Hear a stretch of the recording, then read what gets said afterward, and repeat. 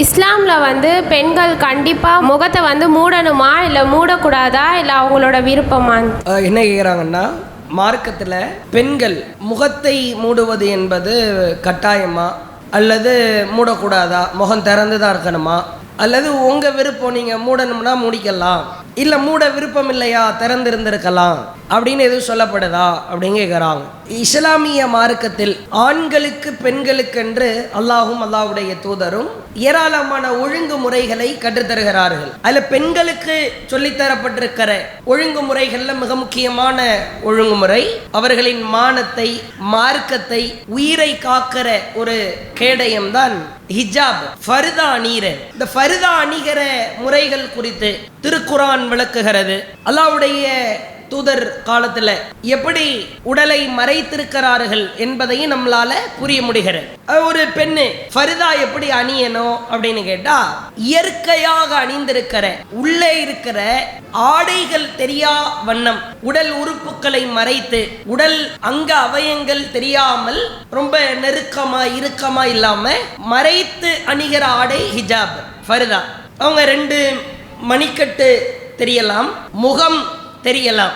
இதை தவிர மீதி உடல்ல இருக்கிற அனைத்து உறுப்புகளும் மறைக்கப்பட வேண்டும். அந்நிய ஆண்களுக்கு முன்னால் வெளிக்காட்ட கூட.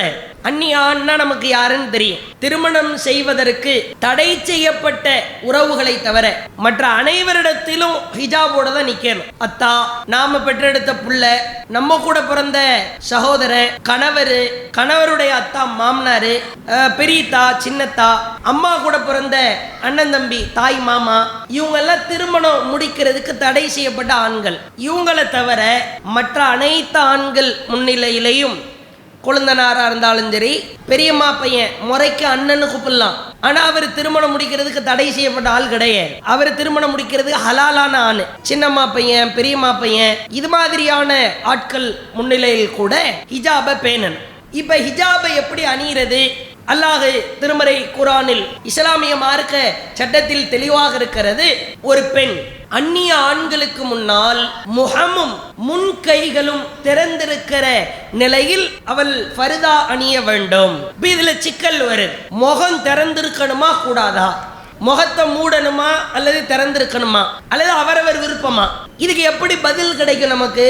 அல்லாஹ்வுடைய தூதரவர்கள் தெளிவா நமக்கு விளக்கி இருக்கிறாங்க. பொதுவா ஒரு சர்ச்சை எழுகிறது. ஃபர்தாவை போட சொன்னது அல்லாஹ் ரசூல் தான், அதை எப்படி போடணும்னு சேர்த்தும் சொல்லி இருக்கிறாங்க. அப்ப நமக்கு இதில் ஒரு சந்தேகம் எழுகிற பொழுது, அல்லாஹ்வுடைய தூதர் ஃபர்தா அணிகிறதுக்கு எப்படி கற்றுக் கொடுத்திருக்கிறாங்க அப்படின்றத நாம ரசூல்லா காலத்துல போய் புரட்டி பார்க்கணும். இன்னைக்கு முஸ்லிம்கள்ல சிலர் என்ன பண்றாங்கன்னா, நிகாஃப், நோஸ் பீஸ்ன்னு போட்டு முகத்தை மறைச்சுக்கிறாங்க. இதுக்கு மார்க்கத்தில் அனுமதி இருக்கிறது என்றெல்லாம் அவர்கள் கூறுகிறார்கள். ஆனால் உண்மையில் ஒரு விஷயத்தை முகத்தெளிவாய் புரிந்து கொள்ள வேண்டும். அல்லாஹுவின் தூதராக இருக்கிற ரசூல் ஸல்லல்லாஹு அலைஹி வஸல்லம் அவர்களின் மனைவியர் மட்டும்தான் அந்நிய ஆண்களுக்கு முன்னால் வருகிற பொழுது ஒரு பெரிய திரையால மறைத்து கொள்ளணும் அப்படின்னு அல்லாஹ் கட்டளையிடுறான். மற்ற பெண்கள், நபி தோழியர்கள், நபிகளாரின் மகள் உட்பட, அவங்க நபி தோழி லிஸ்ட்ல தான் வருவாங்க. ரசூலுல்லாஹ்வுடைய மகள் ஃபாத்திமா, ஜைனப், உம்மு குல்சூம், ருக்கையா ரலியல்லாஹு அன்ஹுமா, இவர்கள் உட்பட முகம் திறந்துதான் இருந்தது அப்படின்றதுக்கு ஏராளமான சான்றுகள் இருக்கிறது. அப்ப ரசூலுல்லாஹ்வுடைய மனைவிக்கு மட்டும்தான் மூஞ்ச மூடுறது இல்ல, உடலையே மூடுறது. இங்க இருந்து பார்த்தா அங்கிட்ட ஒரு ஸ்கிரீன் போடுறோம், யாரு நிக்கிறாங்க அப்படின்னு தெரியாத அளவுக்கு ஒரு பெரிய திரை போடுறதுக்கு பேரு தான் அல்லாஹ்வுடைய தூதரின் மனைவிமார்களுக்கு அல்லாஹ் கிட்ட கட்டளை. இன்னைக்கு அப்படியா? முழுசா திரை போட்டா நமக்கு நம்மளை சுத்தி ஒரு மரக்கட்டையில ஒரு ஸ்கிரீனை போட்டு தான் நடந்து போற மாதிரி இருக்கும். ஏன்னா அதான் செட்டப். இன்னைக்கு அப்படி போடப்படுவது அல்ல. நிகாஃபாக இருக்கட்டும், நோஸ் பீஸா இருக்கட்டும், உள்ள இருக்கிற ஆளு கண்கள் அது திறந்திருக்கிற, வெளியே இருப்பவருக்கு முகம் தெரியாம இருக்குதே ஒழிய, இவங்க நோஸ் பீஸ் போட்டிருக்கிறவங்க யார், இவர் ஆனா பெண்ணா, இவர் நம்ம சொந்தக்காரரா அந்நியரா, இளைஞரா முதியவரா என்பதை உள்ளிருந்து பார்க்கிற வகையில் இருக்கிறது. இந்த கல்ச்சரே முதல்ல தப்பு. ஒருவேளை முகத்தை மூடுறது மார்க்கத்தில் இருக்கிறது அப்படின்னு புரிந்து கொண்டால் கூட எப்படித்தான் புரியணும்? பெரிய ஸ்கிரீனை போட்டுக்கணும். அங்கிட்டு எவன் இருக்கிறான்னு நமக்கு தெரியக்கூட, இங்க யார் இருக்கிறாங்கன்னு அங்கிட்டு இருக்கிறவங்களுக்கு தெரியக்கூட. இதுதான் அல்லாஹ்வுடைய தூதரின் மனைவிமார்களுக்கு அல்லாஹ் இட்ட கட்டளை. அல்லாஹ்வுடைய தூதருடைய மனைவிமார்களாக இருந்தா நீங்க அந்நிய ஆண்களுக்கு முன்னால் பேசுகிற பொழுது பெரிய திரை ஒன்றை போட்டுக்கொள்ளுங்கள். இன்னைக்கு இதுவும் ஃபாலோ செய்யப்படலை. ரெண்டாவதா ஒரே ஒரு கேள்வி, நபி தோழியர்கள் இருக்கிறாங்கல்ல, சஹாபிய பெண்மணிகள், அவர்களை விடவா இன்றைக்கு இறையச்சத்தில் நாம் உச்சத்தில் இருக்க போகிறோம்? அவங்களுக்கு ஈக்குவலா வர முடியுமா? நபி தோழர்கள் எப்படி சிறந்தவர்களோ அல்லாஹ் சொல்லுகிறான், ரலியல்லாஹு அன்ஹும் வரது அன்ஹு, அல்லாஹ் அவர்களை பொருந்தி கொண்டான், அவர்களும் அல்லாஹ்வை பொருந்தி கொண்டார்கள். சேம் அதே ஈக்குவல் ஃபார்முலா தான் நபி தோழியர்களுக்கும். சஹாபிய பெண்களும் அப்படித்தான் அல்லாஹ்வை பொருந்தி கொண்டார்கள். அவ்வளவு குடும்பமா தியாகம் செஞ்சாங்க. பிள்ளைகளை கொடுத்தாங்க, போர்க்களத்துல புருஷனை கொடுத்தாங்க, தகப்பனை இழந்தாங்க, சகோதரன் கண்ணுக்கு முன்னாடி வெட்டப்பட்டு கிடப்பாரு. இந்த தாயார் போர்க்களத்திலே போய் கலந்து கொண்டு தண்ணீர் ஊற்றுவார், காயத்துக்கு மருந்து போடுவார். அவ்வளவு இறையச்சவாதி. அவங்கள விடவா இறையச்சத்தில் இன்றைய கால பெண்களாக இருப்பவர்கள் உச்சத்தில் இருக்க முடியும்? அவங்களுக்கு நெருங்க கூட முடியாது. நாம அவ்வளவு இறையச்சத்தில் சிறந்தவர்கள். அப்படிப்பட்ட நபித்தோழிய பெண்களே தங்களுடைய முகத்தை மூடுனதா ஒரு செய்தி கூட இல்லை. மூடாமல் இருந்திருக்கிறார்கள் என்பதற்கு பல செய்திகள் இருக்கிறது. இது ஆதாரமாக சொல்கிறோம், அதை ஏற்க மறுக்கிறார்கள். புகாரி முஸ்லிமில் பதிவு செய்யப்பட்ட செய்தி. எங்க விருப்பம், அதனால நாங்க மூடிக்கிறோம். அப்படி மூடக்கூட அல்லாஹ்வுடைய தூதர் காலத்துல உன் விருப்பத்துக்கு நீங்க மூடிக்கங்க, முகத்தை நீங்க க்ளோஸ் பண்ணிக்கலாம் அப்படின்னு ரசூல்லா எங்கேயுமே சொல்லலை.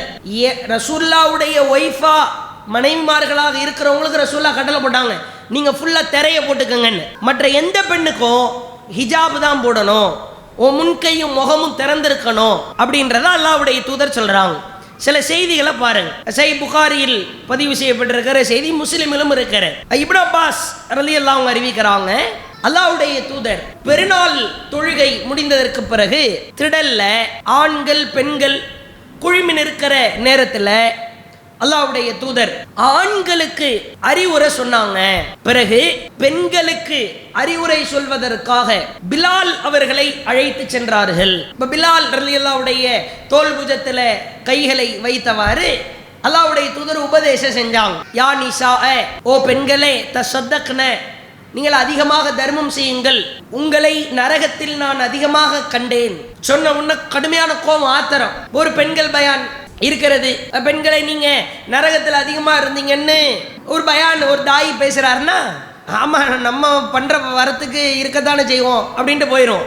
நபி தோழிகள் அப்படி கிடையாது. நாங்க ஏன் நரகத்துக்கு போகணும், நரகத்தில் நாங்க இருப்பதற்கான காரணம் என்ன அப்படின்றத பெண்களுக்கு மத்தியில கடுமையான சர்ச்சை வருது. அதுல ஒரு கருப்பு நிற பெண்மணி, அவங்களை இன்ட்ரோ பண்ணும் போதே அறிமுகப்படுத்தும் போதே எப்படி அறிமுகப்படுத்துறாங்கன்னா, கன்னங்கள் கருத்த பெண்மணி. அடையாளத்தை பார்த்துக்கங்க.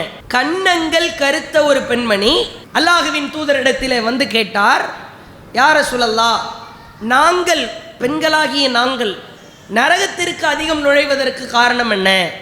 தக்ஃபுர்னல் அஷீர, நீங்க உங்க கணவனுக்கு நன்றி மறக்கிறீங்க, ஓ துக்ஸிர்னல் லஅன, அதிகமா சபிக்கிறீங்க, அதான் காரணம்னு ரசூலுல்லாஹ் சொன்னாங்க. எல்லாரும் தர்மம் செஞ்சாங்கன்ற செய்தியை பார்க்கிறோம். இப்போ ஒரு ஆளை அறிமுகப்படுத்துகிற பொழுது, அடையாளப்படுத்துகிற பொழுது எப்படி அடையாளப்படுத்துகிறார்கள்? கன்னங்கள் கருத்த பெண்மணி, கை கருத்த பெண்மணின்னு சொல்லல, கால் கருத்த பெண்மணின்னு சொல்லல, கன்னங்கள் கருத்த பெண்மணி. சஹீஹ் முஸ்லிமிலே பார்க்கிறோம். அப்ப அவ்வளவு இறையச்சவாதியாக இருந்த வெறித்தனமா நாங்க ஏன் நரகத்துக்கு போகணும் அப்படின்னு கேட்ட பெண்மணி முகத்தை மூடல்ன்றது தெளிவா தெரியும். கன்னங்கள் கருத்த பெண்மணின்னு எப்படி சொல்ல முடியும்? முகத்தை மூடாம இருந்திருந்தா தான் சொல்ல இருக்க முடியும். அதே மாதிரி பார்க்கலாம், அல்லாஹ்வின் தூதர் காலத்தில் அப்துல்லா இப்னு மஸ்ஊத் அவங்களுடைய மனைவி, சஹீஹ் புகாரியில் 1466வது செய்தி. நிறைய செய்திகள் இருக்கிறது, இது ஒரு சான்று. அப்துல்லா இப்னு மஸ்ஊத் அவங்களுடைய மனைவி, அவங்க பேரு ஜைனப். அல்லாஹ்வுடைய தூதர் அவங்க, நீங்க பெண்கள்லாம் தர்மம் செய்யுங்க அப்படின்னு சொன்ன உடனே வீட்டில் இருக்கிற நகைய, தன்னுடைய தங்க நகைகளை எல்லாம் எடுத்துட்டு வெளியே புறப்பட போறாங்க. எதற்கு? தர்மம் செய்வதற்கு. அப்ப அப்துல்லா இப்னு மஸ்ஊத் கேட்கிறார், எங்கம்மா போறேன்? தர்மம் செய்ய போறேன். யாருக்கு? வெளியில இருக்கிற ஆட்களுக்கு தான். நான் நரக நெருப்பை விட்டு என்ன நானே தற்காத்துக்கணும். அப்ப அப்துல்லா இப்னு மஸ்ஊத் கேட்கிறார், வெளியே இருக்கிற ஆளுக்கு நீ தர்மம் செய்ய போறன்னு சொல்றிய, ஏன் நிலைமையே வாங்குற லெவல்ல தான் இருக்குது, எனக்கு நீ கொடுத்துடலாம? அந்த தர்மத்தை நீ என் கையில கொடுத்துட்டா வேலை முடிஞ்சு போயிருமே, உன்கிட்ட இருந்து தர்மத்தை நான் வாங்கிடுவேனே. உங்களுக்கு ஒரு டவுட் வரும், நம்முடைய கணவருக்கு நாமே தர்மம் செய்தால் தர்மம் செஞ்ச நன்மை கிடைக்குமா?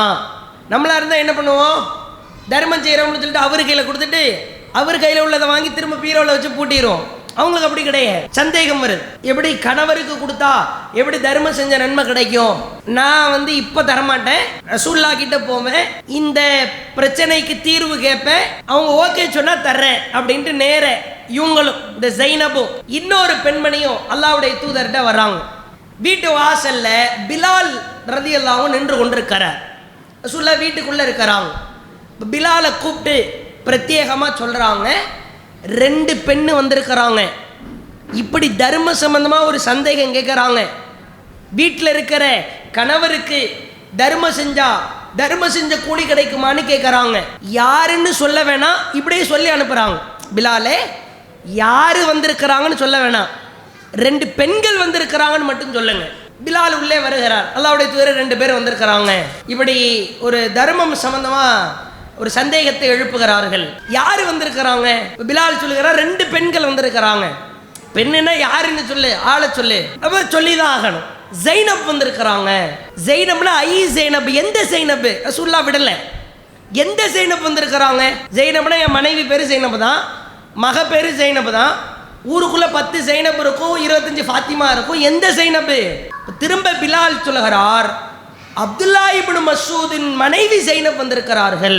எவ்வளோ அக்யூரேட்டா வாட்ச் பண்ண முடிஞ்சுதுன்னு பாருங்க. மூஞ்ச மூடிக்கிட்டு வந்திருந்தா பிலால் என்ன வாய்ஸ் வச்சு என்ன மெமிக்ரி பண்ற ஆளா அவரு? எந்த பெண்ணுடைய குரல் எப்படி இருக்கும்னு அவங்க கண்டுபிடிக்க முடியுமா? இப்ப தெளிவாக தெரிகிறேன். எந்த ஜைனப்னு சொல்லியாச்சு. எந்த ஜைனப்? இப்னு மஸ்ஊத் மனைவி ஜைனப். இப்போ ஒரு ஆளுடைய ஒய்ஃப் வந்திருக்கிறாங்கன்னு சொல்றதா இருந்தா எப்படித்தான் சொல்ல முடியும்? ஒரு 10 பேர் மூஞ்ச மூடிக்கிட்டு இருக்கிறாங்க, யார் ஒய்ஃப்னு கண்டுபிடினா இது என்ன சூஸ் த பெஸ்ட் ஆன்சரா? அல்லது 7 வித்தியாசங்கள் கண்டுபிடின்னு கண்டுபிடிக்கிறதா? சொந்தக்கார ஆளா இருந்தா கண்டுபிடிக்கலாம். மூஞ்ச மூடி இருந்தா முழுசா தெர போட்டு இருந்தா கண்டுபிடிச்சிருக்க முடியும். இப்போ இது ஒரு படிப்புன்னு இருக்குது. இப்போ ஜைனபா, ஜைனபுக்கு நீ சொல்லிடு 2 கூலி கிடைக்கும்னு சொல்லிடு. ஒன்று தர்மம் செஞ்ச நன்மை, இன்னொன்று சொந்தத்துக்கு தர்மம் செஞ்ச நன்மை கிடைக்கும்னு சொல்லிடுன்னு ரசூலுல்லாஹ் சொல்லி அனுப்புனாங்கன்ற செய்தியை பார்க்கிறோம். இந்த மாதிரி நிறைய செய்தி இருக்கு. அப்ப நபித்தோழர்களுடைய மனைவி உம்மு சுலைம் எவ்வளவு பெரிய தியாகி. அனஸ் ரலியல்லாஹுடைய தாயார். போர்க்களத்திற்கு செல்கிற பொழுது உம்மு சுலைமை நாங்கள் பார்த்திருக்கிறோம். எத்தனையோ நபித்தோழர்கள் அறிவிக்கிறாங்க. அப்ப அவர்களே முகம் திறந்திருக்கிற நிலையில் இருந்த பொழுது மார்க்கம் எதை சொல்கிறதோ அதை நாம செய்தால் போதும். முகத்தை மூடுகிற காரணத்தினால் நாம பெரிய தக்குவாதாரி அப்படின்னு போயிட மாட்டோம். மூஞ்சி திறந்திருக்கிறதுனால உன் தக்குவா இல்லை அப்படின்னு போக முடியாது.